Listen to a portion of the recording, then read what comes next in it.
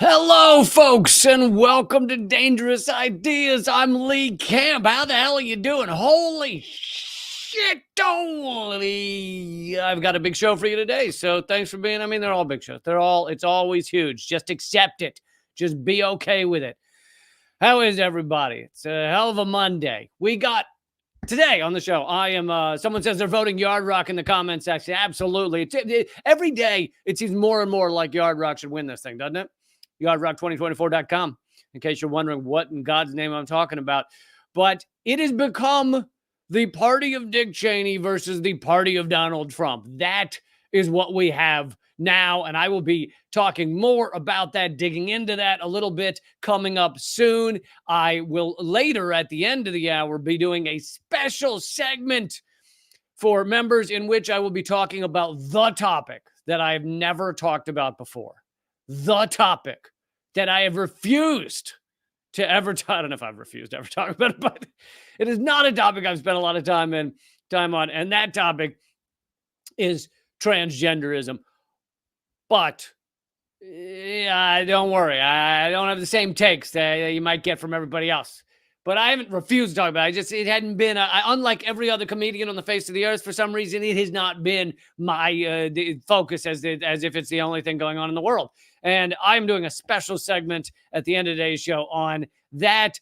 But let's start off, and we'll be getting to the Trump-Cheney thing in just a second. But on this, let's start off with the fact that there has been a far-right coup in France, essentially. That is what has just gone down. And don't forget to hit thumbs up as well. Just throwing that in there. Just saying. If you don't have a thumb, throw in a finger up. It could be a middle finger up, but I don't know if they supply a button for that. I don't know if there's anything you can click for that.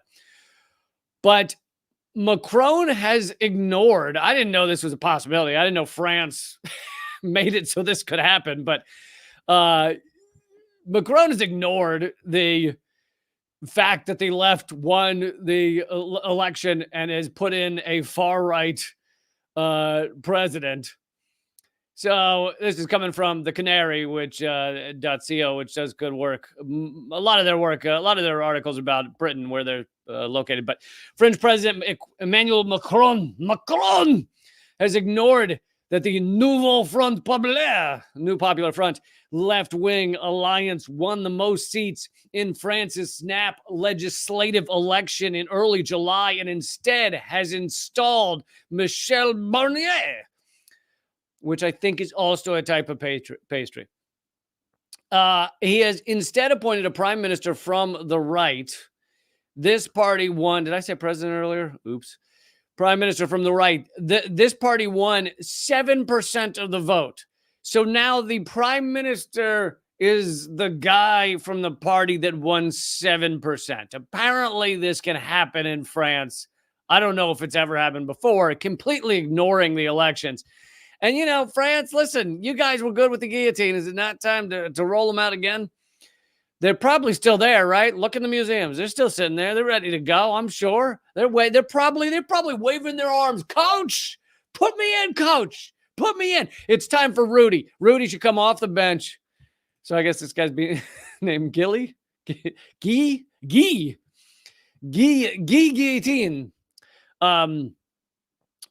So Barnier depends on backing from the far right. So he has to align with the far right to even have a majority. The National Rally came third with 143 seats. Le Pen, who is the far right, borderline Nazi, she exercised veto power over who would be the new prime minister in talks with Macron.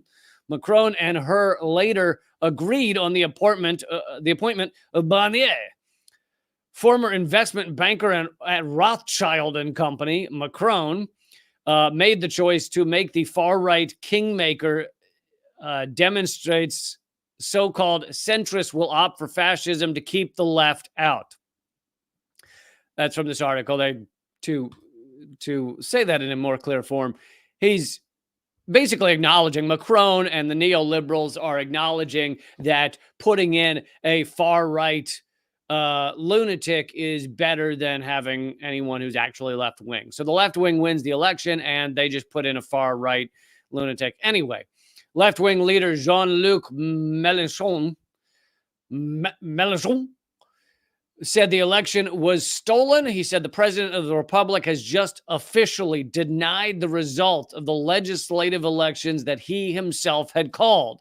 So Macron called these elections thinking that the right wing was likely to win.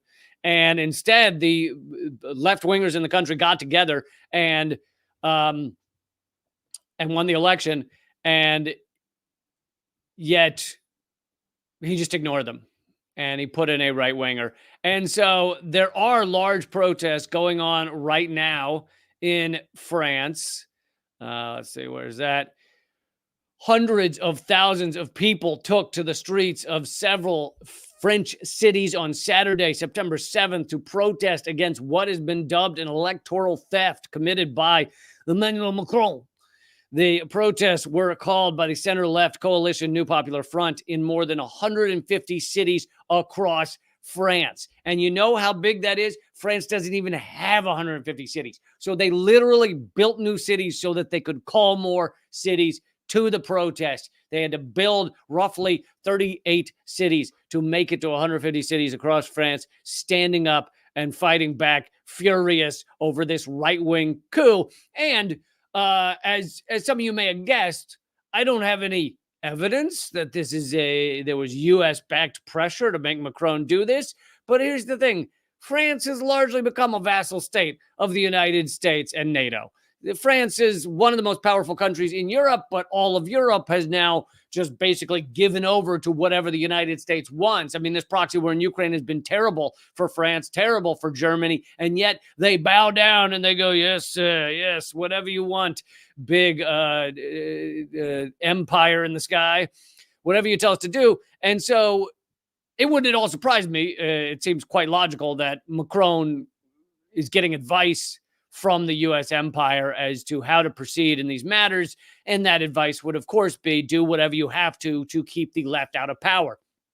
This is also what we saw in the United States. It was a do whatever you have to keep Bernie Sanders out of power in 2016 and 2020. And that included ultimately putting Donald Trump in power. I mean, they greatly, Bernie Sanders would have beat Donald Trump at least in 2016. And they were willing to sacrifice that in order to keep the left out of power. So here is France putting a far right winger in power to just make sure that the left does not have any power in that country. That is the key.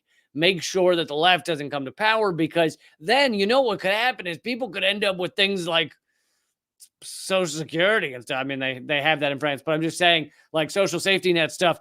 France has already been talking about getting rid of the wealth tax on the wealthiest French people. They've been working towards, or actually they did raise the retirement age. So they're gutting their social safety net, just like we are in the United States. The thing is, ours started off as smaller than theirs. So when you start off with less of a safety net, then when you gut it, it's easier to gut. There's less to tear apart. There's less to shred, like they're doing across America, gutting things like child labor laws, because we really need to get those kids back to work. Listen, have you ever met a 6-year-old? Okay. Why are they not in the bowels of Amazon? Why is your 6-year-old not passing out on the warehouse floors of Amazon? That's what I want to know.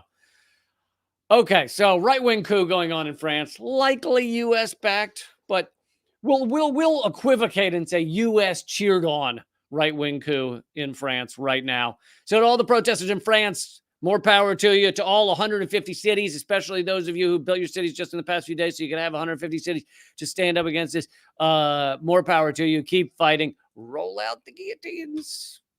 I really, they must be in the museums. They can't, like, it can't be that tough to find them. Okay? Okay, let's move on, and I'll be getting to some stuff about Israel. Big surprise, and their ongoing we're not allowed to say the number of words that you're now not allowed to say on YouTube without having your video destroyed. I mean, it doesn't matter for me. I'm so suppressed, and it's like my number of people that see my videos a fraction of any other YouTuber to begin with, because I am so suppressed. But It's like you'll see YouTubers with very large platforms bleeping out every third word because they can't say the R word, they can't say G side, they can't say E cleansing, they can't say the political party that happened to be behind World War II and the G side that went on there. You can't say any of this stuff, and so you'll see very large platforms putting up videos where it's like, well, there's absolutely a beep over the beep, led by the beep. And I think this means the beep are coming back to power. So, like, it's absolutely insane to just destroy the ability of anyone to talk about some of the most horrific shit that goes on in the world. Not to mention curse words, probably suppressed as well. Thank you, Surfer Joe, for the donation. Surfer Joe, showing you how it's done. Really appreciate the support. And for all of you out there, if you do throw in a couple of bucks in the super chats, I'll try and get those comments on the screen as much as possible and address them as much as possible. Don't forget, by the way, to subscribe to both channels, the YouTube and Rumble, rumble.com/LeeCamp, youtube.com/Moment of Clarity, because my YouTube channel could be, I mean, it is heavily suppressed, but it could be banned at some point. So important to subscribe to both. Okay, let me get on, though, to another important story. This is amazing. This is the details of what's been going on in the trial to lock up the Uhuru Three. Three members of the Uhuru movement, the African People Socialist Party. I always get the name wrong. So I just say all the words. I'm just like, the Party of African People's American Socialist Folks. I just say all the words and I figure I'll probably get one of them right. But the FBI has been going after them for years. I had Chairman Yeshitela on over a year ago to speak about what's been going on. But the trial has started. It's been going on for a week. I hope you guys have been talking about it and sharing about it in order to get the word out there to support them. This is happening in Florida. So this is basically the FBI, the U.S. government, against three members of this group, this movement that have done a lot of great work over decades and decades. And anyway, I gotta read you some of what's been going on in this in this trial. The first week of the free speech trial of Chairman Omali Yeshitela, Penny Hess, and Jesse Neville left observers shaking their heads and asking how the government has dedicated 30 FBI agents over the course of 3 years, conducted military raids on peaceful U.S. residents, offered a $10 million reward for information, and still has no case. You'd think by now they could come up with something that might resemble a case against the Uhuru Three, but it's just only 30 FBI agents. I mean, listen, I can do anything with 30 FBI agents. Well, you can't get that done. With only one witness left, the prosecution has failed to present, and that witness was on the stand today. So for all I know, that witness is done as well. But with only one witness left, the prosecution has failed to present any actual knowledge or evidence of the government's baseless claims that the Uhuru Three are, quote, secret pawns in a Russian government conspiracy to sow political discord and interfere in elections. And you know this was effective because before a couple of years ago when the FBI raided their house and raided their facilities, you remember, like, back in 2019 and 2021, you remember the Uhuru were just shifting all of our elections. You remember that, right? Remember? It was all just Uhuru constantly, all over mainstream media, just everything we were talking was swamped with Uhuru. And just, you were like, well, I got to do whatever the Uhuru say. Oh, no, that's right. None of that happened. At no point during those elections were you like, yeah, well, the Uhuru just pulled me aside and they told me how to vote, and I couldn't do otherwise. To continue from the article, the government has made the outlandish accusation that Yeshitela, chairman of the African People's Socialist Party, see, I knew it had all those words. I totally knew it. As well as two leaders in the organization's Solidarity component, Penny Hess and Jesse Neville, were paid and under the control by the Russian government when they took a petition to the UN charging the U.S. with genocide testified at UN hearings for reparations to African people, published an article opposing the ban on Russian athletes in the Olympics. Can you imagine that? Like, yes, Russia has manipulated our government, not our government, manipulated our people into slightly, writing an article that was seen by 12 people that the Russian athletes shouldn't be banned in the Olympics. It's real. God, man, if the Russians just fucked our shit up. Ran for public office on a reparations platform. I'll get to that more about that in a minute. And spoke out against the U.S. NATO proxy war using Ukraine against Russia. So you'll notice none of these things could be talked about without it being funded by Russia, right? No one's against the U.S. NATO proxy war in Ukraine unless you're funded by Russia, right? No one's for a petition accusing the U.S. of genocide. Nobody would do that unless they were funded by Russia, right? Oh, or maybe you could just have a soul, and maybe that's what caused them to do these things. Maybe that was what happened. It's either that they're funded directly by Putin, like Putin gets into their email, he says, please tell them not to ban Russian athletes, or it's that they have a soul and they care about the proxy war in Ukraine. I don't actually care about the athletes, but I'm just saying the proxy war in Ukraine and the NATO. It's like, really? The government's first expert witness, a professor of political science at Syracuse University. Okay, now we're getting to the good stuff. Professor of political science. He's going to say, I have proof that the Uhuru were working with the Russians. He shared his views on Russian intelligence services, but he admitted that he knows nothing about the case of the Uhuru 3. We call to the stand someone who has no knowledge of what's going on here. Well, please, get them up here. We really need to hear from them. The other expert witness was a counterintelligence and cybersecurity consultant and professor. The government referenced the witness' writings in their response to the Uhuru 3's motion to dismiss, arguing that the term disinformation... Now, before I finish reading this sentence, when you guys hear disinformation, what do you picture? Like, what do you think it would be defined as? I feel like I would define it as untrue stuff that you're told to put up to manipulate the world, and you know it's untrue, and you just put it up to screw with people. Like, that sounds like disinformation. Basically what CNN does, Fox News, etc. That sounds like disinformation to me. Here's what this expert, the FBI's expert, says disinformation is. They said it does not refer to information that's false. Rather, the government said it refers to information that makes the government look bad. Oh, that's what disinformation is. I had no idea. Apparently, if you say anything that makes the government look bad, that's disinformation. I should have read that passage in the Constitution or the Bill of Rights. I should have read that passage that says that Americans have freedom of speech unless it makes the government look bad. I skimmed too much. I just skimmed too much. I missed that part. I'm sorry, James Madison. I'm sorry. On the stand, this expert witness presented concepts from his latest book. Okay.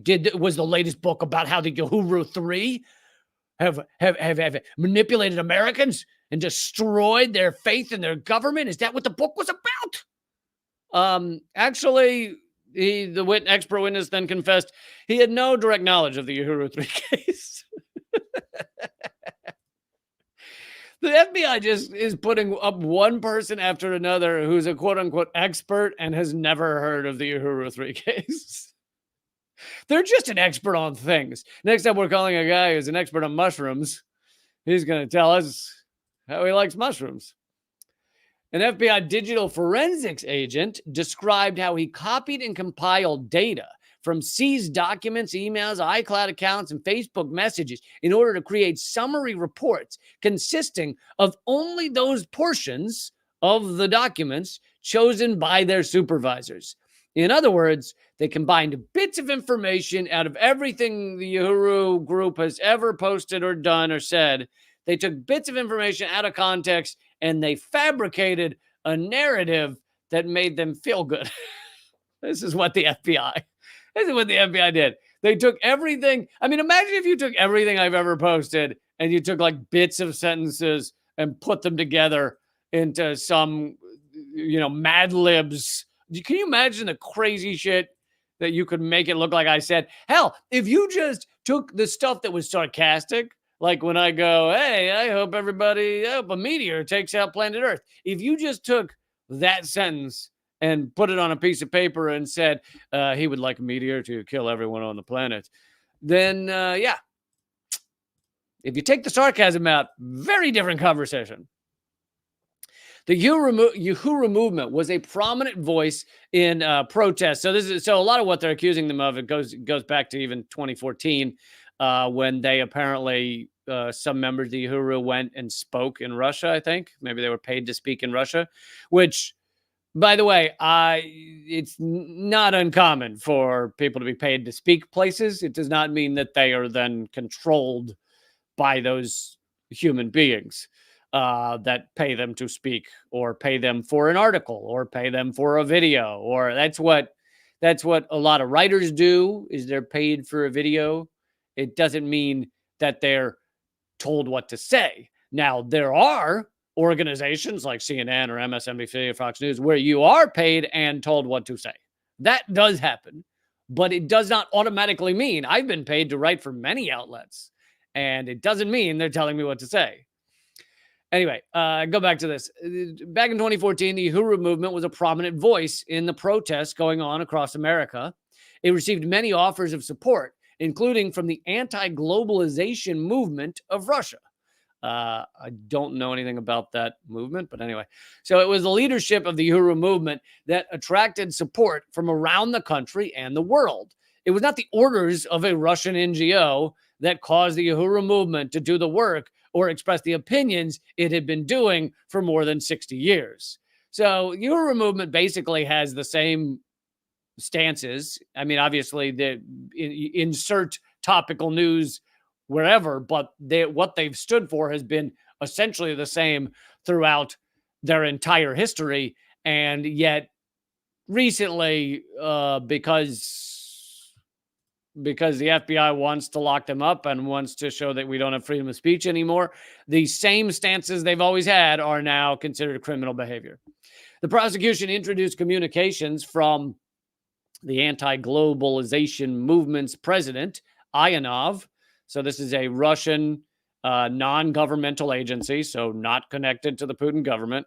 It's a Russian NGO seeking to discuss Jesse Neville's 2017 campaign for St. Petersburg mayor. So Jesse Neville, a member of the Uhuru movement, ran for mayor of St. Petersburg in 2017. Now, I was not familiar that was going on in 2017. I had never heard his name until recently, but anyway. Under cross-examination, the FBI agent admitted that the government has no evidence that Neville ever worked with Ionov on the local electoral campaign, nor did he receive any campaign donations from any Russians. Wow. Doing a great job manipulating that election, huh?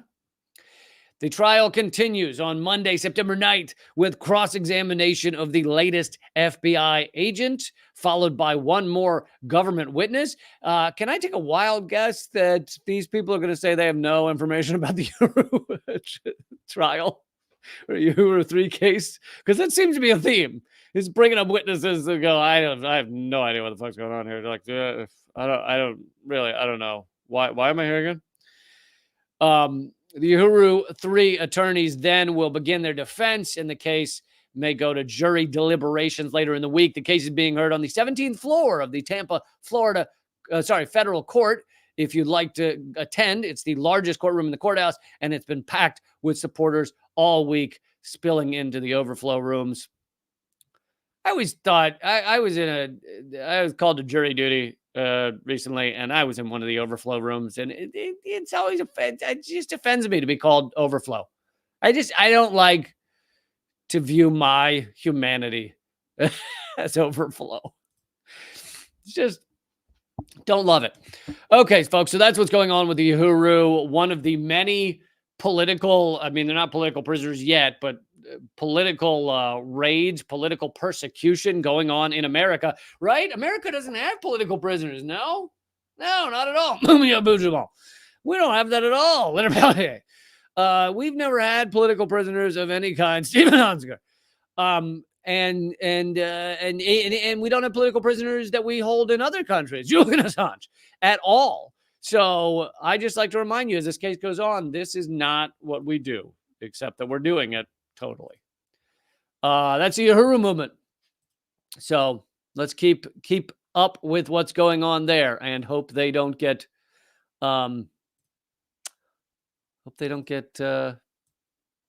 convicted by a jury for things that are basically free speech. Okay, so let's get to some topics about Israel, and then I'm going to get into how this is now, the election is now Dick Cheney's party versus Donald Trump's party. That sounds like a great choice, doesn't it? It sounds like you have a lot of choice in this country, doesn't it? Dick Cheney's party versus Donald Trump. But before that, and please click thumbs up, click share, throw in a super chat. I honestly, you guys wouldn't necessarily know this, but the numbers on YouTube show that I am more suppressed than ever. I think it has to do with the lead up to the election, despite the fact that my channel was growing wonderfully, tremendously, as Trump would say, bigly over the past year. They have recently just totally knocked the knees out from under it. So if you have the ability to share it, to let people know you're a fan of it, all those things help. And of course, throwing in super chats, throwing in a little something to help us keep going would be amazing. But okay, so Israel is bombing Syria now. I mean, this isn't anything that new, except that it is on and off that Israel's bombing Syria, but they're bombing Damascus, Syria, while simultaneously attacking Palestine and Lebanon and Yemen. And there's very little discussion of this from the international community, while Israel is bombing Syria. Syria, a country where there's 94% of the people living in Syria are below the poverty line. 94%, almost the entirety of the nation is under the poverty line, and Israel is bombing them. The U.S. still claims to own a third of Syria. It is still militarily occupied by the U.S., mainly the oil-producing areas. And it's getting just very little coverage that Israel continues to expand this war to multiple nations. But I want to bring you Hero of the Day on the topic of Israel. And I can't stress how much courage this takes, because it is, unless you are a massive name, and I mean a massive name, unless you're the corpse of Sean Connery rising up out of the dead, out of the grave, you can't say what this young woman said without it impacting your career. But obviously she felt she had no choice. This is a Jewish director at the Venice Film Festival, Sarah Friedland. This is her acceptance speech for her debut film. So not like a well-established director. Her debut film, Familiar Touch. And this is what she said. I must note, I'm accepting this award on the 336th day of Israel's genocide in Gaza and 76th year of occupation.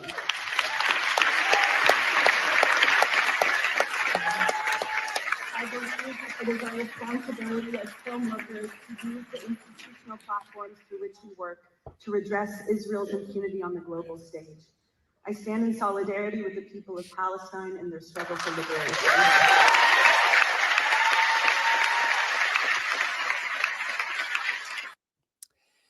Sarah Friedland, first ever, obviously, award for a film, because it's her first film, chose to use her acceptance speech, and she's an American Jew, like myself, but I feel like she probably doesn't say it like myself, like I do, but chose to use her acceptance speech to say that it is a G-side, and that it is oppressive, that is occupation, and Good for Sarah Friedland for doing that, taking that stage and using it for that. And I hope you guys will support her movie. If you see that it's out in your area, find ways to support her movie. It's called Familiar Touch. Of course, I don't know what it's about. For all I know, it's about, the exciting kinds of pedophilia. I don't actually know. I think that's unlikely. I feel like that's unlikely. But I don't actually know what the film is about. So I'm not saying I'm just saying. Support her film, Sarah Friedland. Pretty impressive that she took that moment to do that. Meanwhile, here is Kamala Harris.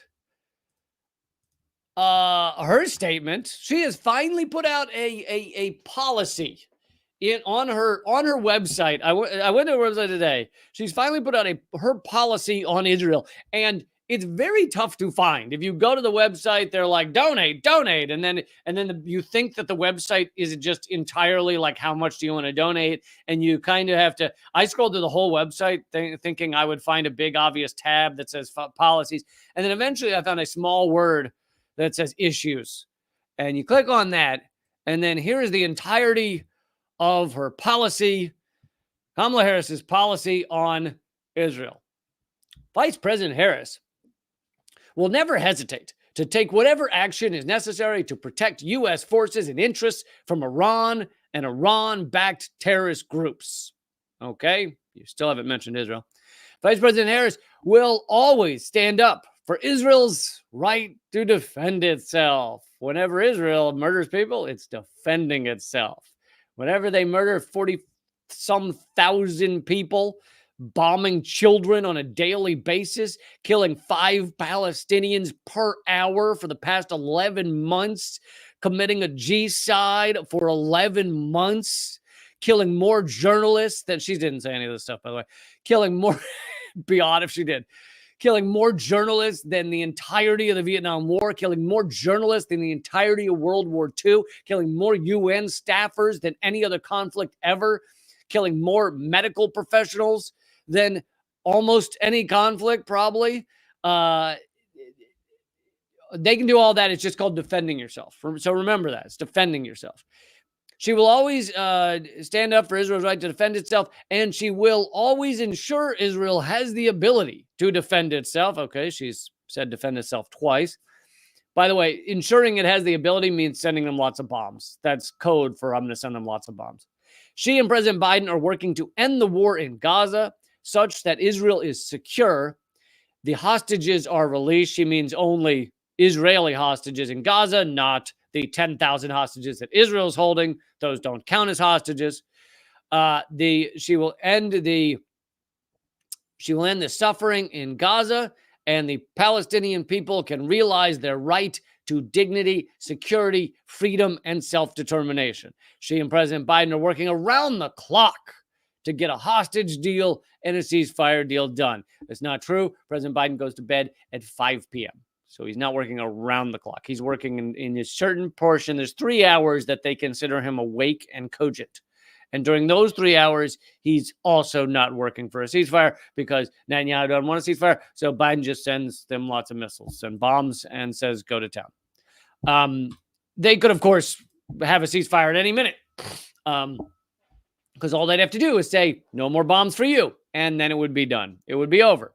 But they don't do that. Anyway, that is the entirety of her statement. Her policy on Israel is basically defend itself, defend itself, defend itself. And then she says something about Palestinians deserving dignity and security. But of course, that doesn't mean anything if you are going to continue to defend the right of Israel to G-side them, if you're going to continue to defend the quote-unquote right of Israel to have 10,000 Palestinian hostages, to have an open-air prison of Gaza. You cannot have all of that and support Palestinian dignity and security. It is laughable, okay? It is a joke. It is an oxymoron, like military intelligence. It cannot happen. Okay. Speaking of Kamala Harris, she has just gotten a huge endorsement that the Democrats are very excited about. Very excited. That endorsement is none other than Dick Cheney. the Darth Emperor himself, Dick Cheney, has endorsed Kamala Harris, and this actually has more meaning than a lot of people think. I think a lot of people and a lot of liberals across the country probably see this and go, "That's kind of gross." But it actually shows you what these parties are now, what they stand for, what they represent on the global stage, what they represent for America. And Caitlin Johnstone wrote a great piece on it, and I'm going to read a little bit of it. She says, one of Earth's most evil living beings, Dick Darth Vader Cheney. I don't know, Caitlin. Is he really living? Would we say Cheney's living? It's a fake heart that's pumping, and there's nanobots behind his eyeballs. I guess. Okay, I'll give that one to you. Fine. Okay. Has officially endorsed Kamala Harris. His daughter, Liz Cheney, by definition, spawn of Satan. Liz Cheney has also endorsed Kamala Harris. Here's a quote from Dick Cheney. In our nation's 248-year history, there has never been an individual who is a greater threat to our republic than Donald Trump. Now, you got to picture what Dick Cheney represents, okay? He represents just a corporate stranglehold on everyone's lives. He represents just endless bombing of other nations. He represents the destruction of the environment, the destruction of the world. So if he says Donald Trump is the greatest risk to all of that, that's the first positive thing I've ever heard about Donald Trump. Suddenly, Donald Trump sounds like a good choice, if you were to believe Dick Cheney. By the way, Donald Trump is not a good choice. But I'm just saying, like, the idea that this maniac is saying Trump is a risk to what Cheney had and lived for and represented, suddenly that sounds good. To continue from Cheney's quote, he says, as citizens, we each have a duty to put our country above partisanship to defend our Constitution. What? And let's remember that Cheney also violated all kinds of laws, international laws, domestic laws. So how is it he can say, oh, we need to defend the Constitution when he wasn't defending? When he was in power, he just violated all these laws.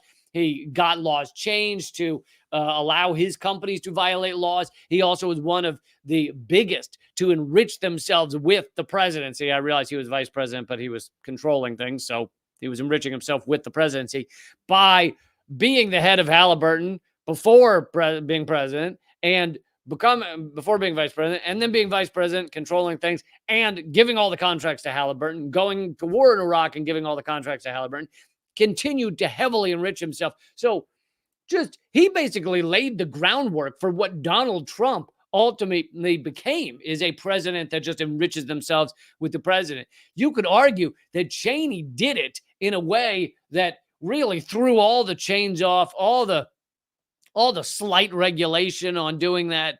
Cheney threw it all away, tore it up, and then here you have Donald Trump taking advantage of the fact that all those regulations were torn up. Cheney, to continue from the article, was a charter signatory to the notorious neocon think tank Project for the New American Century. PNAC. That's how the hype men would say it in the back of the stage during the PNAC conferences. PNAC. Every time Dick Cheney would get up there and say, welcome to the Project for the New American Century, he'd have 5 guys behind him with big gold chains going, PNAC! And as vice president, played a leading role in the George W. Bush administration's soaring warmongering, militarism, and authoritarianism, including, most famously, the invasion of Iraq. I mean, the invasion of Iraq was essentially the people writing the blueprint were Donald Rumsfeld, Dick Cheney, and a handful of others, Wolfowitz. So it was done by them. It might have been, George Bush might have been the face of it, but he didn't write the shit. It was Cheney and them. And of course, why were they writing it? Well, yes, to steal some oil, but the biggest thing is the petrodollar. And I know I apparently am the only one who can read things and knows this, that's doing YouTube commentary. No one else wants to say it, but you can't have Iraq, which dropped the petrodollar. You can't have Iraq pumping crazy amounts of oil, selling it outside of the dollar and not have that impact the petrodollar, which is where the U.S. gets its power. So what do? You invade Iraq and kill 1 million people. Continue from the article. He has the blood of millions of people on his hands, and he should be living out the rest of his miserable life in a cage. Not even a large cage. Like I'm thinking like a 5x5 cage, like barely the size of his body. The Cheneys join a growing list of formerly Republican warmongers who are migrating to the Democratic Party. I wonder if it means that those Republican warmongers have seen the light and they care about humans and they care about people and they just completely changed human beings. And that's why they've migrated to the Democratic Party. Or could it be the Democratic Party is now so far to the right that it is now the party of Dick Cheney? Last month, hundreds of staffers who served under Republicans, George Bush, John McCain, Mitt Romney, served under them. It then says signed a letter, and I didn't want you to think that John McCain came up from the dead and signed a letter, but Republican staffers that served under Bush, McCain, and Romney signed a letter endorsing Harris, saying that re-electing President Trump would be a disaster for our nation, would be bad for the empire, because Donald Trump is not a good face. He's not a good CEO for America Inc.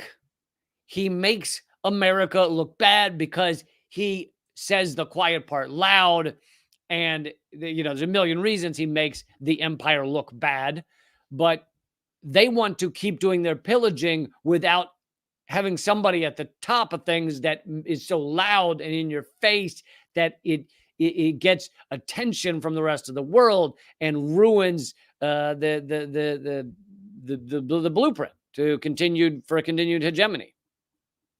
In June of 2022, author Sarah Kinzier made the following predictions. This is a pretty impressive prediction. I hadn't known Sarah Kinzier, but pretty impressive prediction. She says, there is a new plan for our already broken two-party system. The plan is to have two parties. One, a batshit crazy MAGA party led by Trump or DeSantis that will bulldoze your rights. And the second will be a far-right, quote-unquote, respectable party led by Liz Cheney that will also bulldoze your rights. They will call the Cheney party the Democrats and pretend that a creeping capitulation to a right-wing agenda is some kind of act of healing and bipartisanship. There is nothing that differentiates, this is not from her now, this is from me, nothing that differentiates what Dick Cheney stood for when he was vice president and what the Democrats are now. This is the point of that everyone should walk away from Dick Cheney's endorsement with this point. There is nothing, almost nothing, that differentiates what Dick Cheney and George Bush, W. Bush, stood for when they were in power and what the Democrats are now. Nothing. Even on the social issues, Dick Cheney was actually light on those when he was vice president. He ultimately endorsed gay marriage because Liz Cheney is gay. One of the Cheney daughters is gay, and so therefore, I don't want to be against something that impacts me and my family, because he doesn't care about any other Americans. He just cares about himself and his family. Anyway, even on social issues, what Dick Cheney and George W. Bush stood for is now the Democratic Party. That's what everyone needs to walk away from with that understanding. To continue from Caitlin Johnston's article, this shift actually started several years ago. During the 2016 Trump campaign, a bunch of neocon warmongers switched from defending George W. Bush as a saint and decrying Obama as an Ayatollah lover, and began pivoting to endorse Hillary Clinton instead.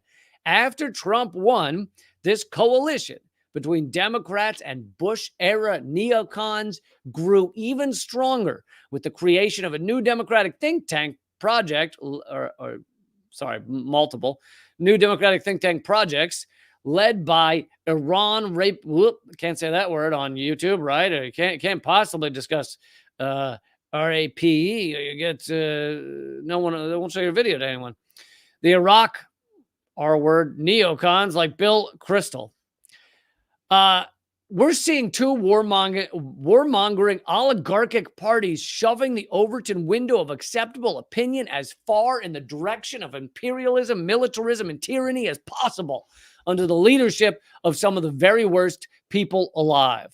I mean, it feels like the transformation has been completed. The transformation of moving the Democratic Party into a centric Republican Party is done. And the Republican Party has now moved farther to the right. But honestly, on many issues, the Republican Party doesn't even know how to differentiate themselves from the Democratic Party. They don't know how to do it on big oil. They don't know how to do it on fracking. They don't know how to do it on capitalism and Wall Street. They don't know how to do it on tax cuts from the rich. They don't know how to do it on the CIA and the FBI and the intelligence state, the NSA. They don't know how to do it on topics of war and whether to go to war. They don't know how to do it on Israel. There's so many things that even currently the Republican Party doesn't know how to differentiate itself from the Democrats. So instead, they just claim Kamala Harris is a socialist, which is one of the, like, honestly, if you read anything ever, it's one of the dumbest things ever said that Kamala Harris is a socialist. So it's just like they're saying part of the reason they say that is because they don't actually know how to differentiate themselves on all of those issues I just listed.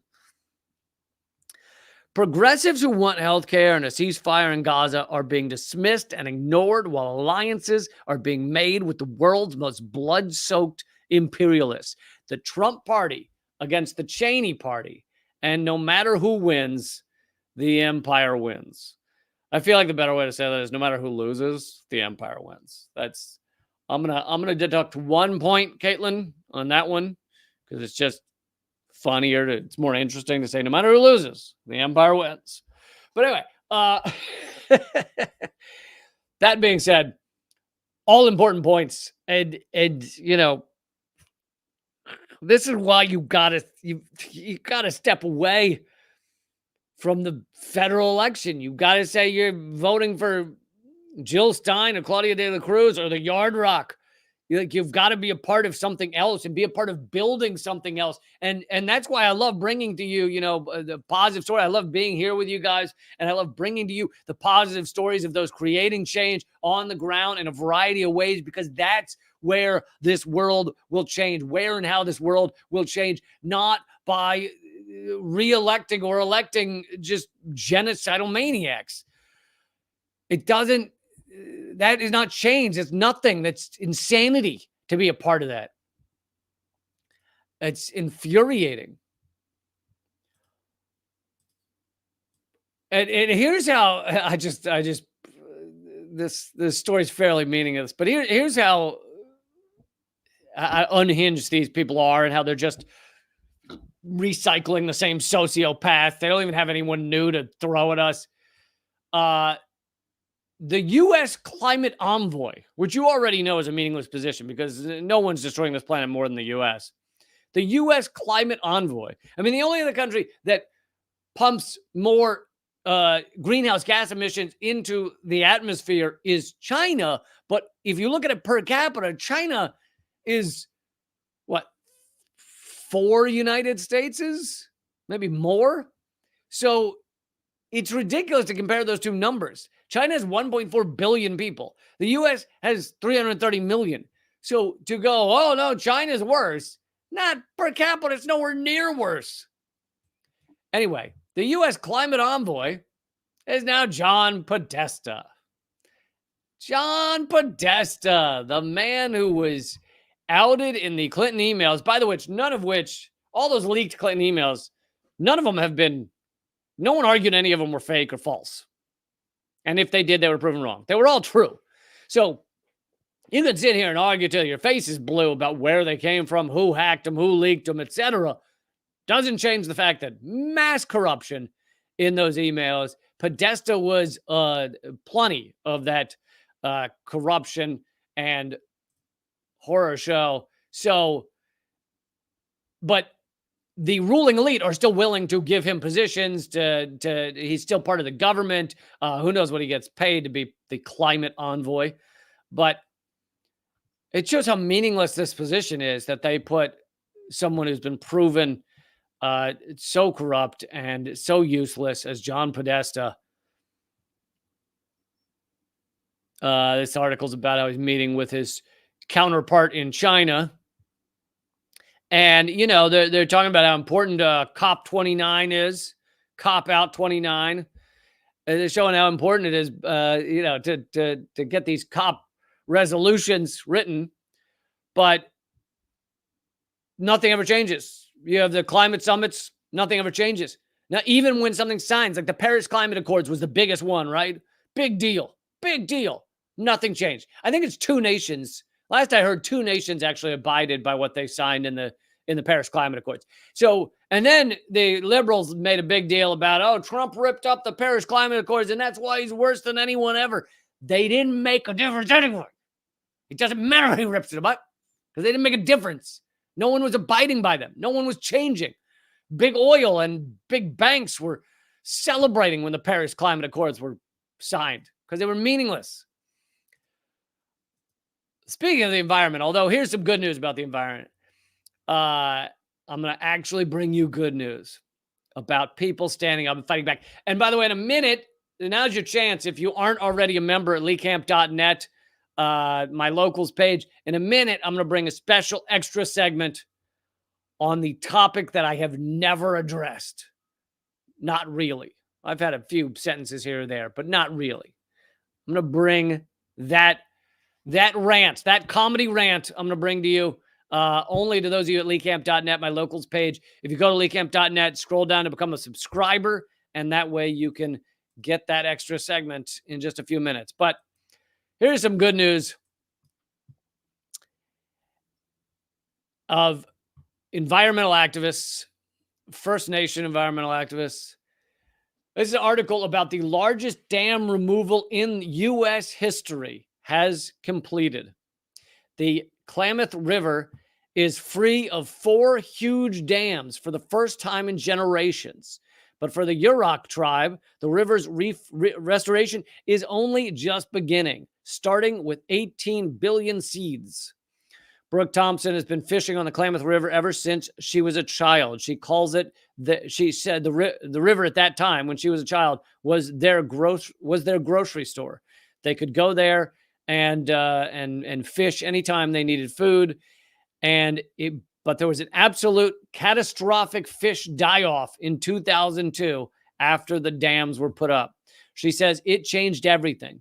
We'd always had plenty of food up until then. As a 7-year-old, the salmon were as big as me, and what happened after was apocalyptic. The Yurok Reservation sits on the final 44 miles of the Klamath River before it meets the Pacific Ocean, a remote strip of land where there is one convenience store attached to a gas station. Pre-contact, their territory spanned more than 1 million acres. The tribe relies on the river and the land for sustenance, and their oral tradition extends back thousands of years. Since time immemorial, nothing like this had ever happened to us. A whole generation of salmon died on one day, and this is from the dams that were put up. But now, after much fighting, they were able to get the dams removed. She said this is decades and decades in the making. We were told it was never going to happen, that it was foolish to even ask for the dam removal. We were asking for 4 of them to be removed, and we were told it was stupid to fight it, and yet they've succeeded. The Klamath Basin covers more than 12,000 square miles, 3rd largest salmon-producing river on the U.S. West Coast, but the dams blocked the fish from being able to spawn and live. Pretty amazing that they were able to win this victory. And here are some photos of the river and the land. So here is, and for those of you listening to the podcast, sorry, I'm describing photos, but here's a photo. You can, if you can see it, the dark green is the river, which is vibrant and alive, and then you scroll to the next one after the dams were put up and everything's dead. You're welcome. You're welcome, tribe who's lived there for thousands of years. We just killed everything. And I don't think this article says the reason they chose to dam the rivers to begin with. I mean, sometimes it's power. It's usually money related. Sometimes it's to give more water to communities upstream, which are, you know, the gentrified communities, rather than give a shit about the tribes that live downstream. There's a variety of reasons. Anyway, largest goddamn removal in the U.S. history. All right. Win one for the good guys. Okay, now I'm going to do it. I'm going to bring you an epic rant. I don't use that word often, but I'm using it 93 times right now. Epic. No, I'm kidding. But epic rant on the topic I have never really dug into, even though it's the topic that all comedians seem to think is the only topic that ever happens on Earth. I have never really dug into it. And so now I'm doing that right now. Special segment, leecamp.net will take you to my locals page. Scroll down to become a subscriber. That's where I'm going to do this segment for you guys. For those of you on Patreon, if you've become a recent subscriber on Patreon, this segment will go up on Patreon as well. It just might take a day or two. I don't have a way to immediately put it up there. So don't worry. If you're on Patreon, you will get it soon. Okay, to all the rest of you, I bid you farewell. I will see you tomorrow, 3 p.m. Eastern, noon Pacific. I am live Monday, Tuesday, Thursday, Friday. And don't forget, just show up, because they're not going to send you the alert. You're not going to find out that I'm going live. You just got to show up. You just got to be here. Monday, Tuesday, Thursday, Friday, 3 p.m. Eastern, noon Pacific. To all of you who are not headed over to locals, I will see you tomorrow, and keep fighting. And thank you for supporting the show. To all of you who are at locals, I will be with you in just a second. I just have to alter the streams, much like they did to the Klamath River. You assholes. Sorry, it just takes a second.